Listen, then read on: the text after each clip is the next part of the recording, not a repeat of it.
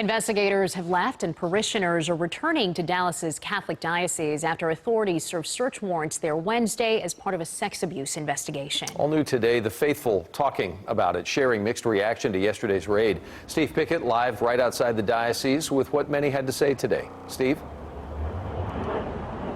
Doug, as you know, this diocese is huge. 1.3 million Catholics are part of the North Central dynamic that is called the Dallas Diocese that has been here for well over 100 years. We only spoke with 5 of them, but you will hear from 3. Beth Nunez completed her Titsy Park run today when the daily call to Mass rang at noon. The Dallas mother knew about the search warrants and police-initiated raid of the Dallas Catholic Diocese that leads her and more than 1.3 million others.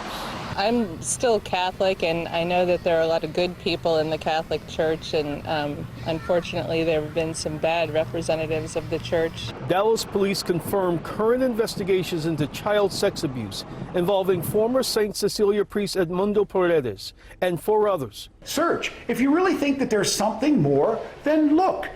The raids were cleared after police claim the diocese may be hampering instead of helping access criminal evidence. Outside the downtown cathedral today and along Titsy Park, we spoke with Dallas Catholics about the investigation, the diocese, and the personal impact left on their faith. I think it's understanding we're human and being forgiving, and I think also the Catholic Church is not the only one who suffers from this. They're just the only one who has the spotlight on them. Thousands and thousands and thousands of cases spread across hundreds of countries, and people have known about it from the top, and they've chose to brush it aside or pretend it didn't happen. Or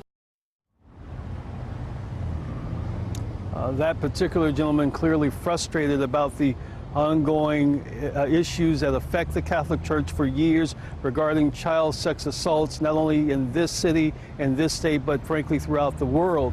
And he talked about that with his 2 young children with us at that park today. The others say, look, they're concerned as well, but their faith is steadfast. The concern is about individuals, not necessarily the church.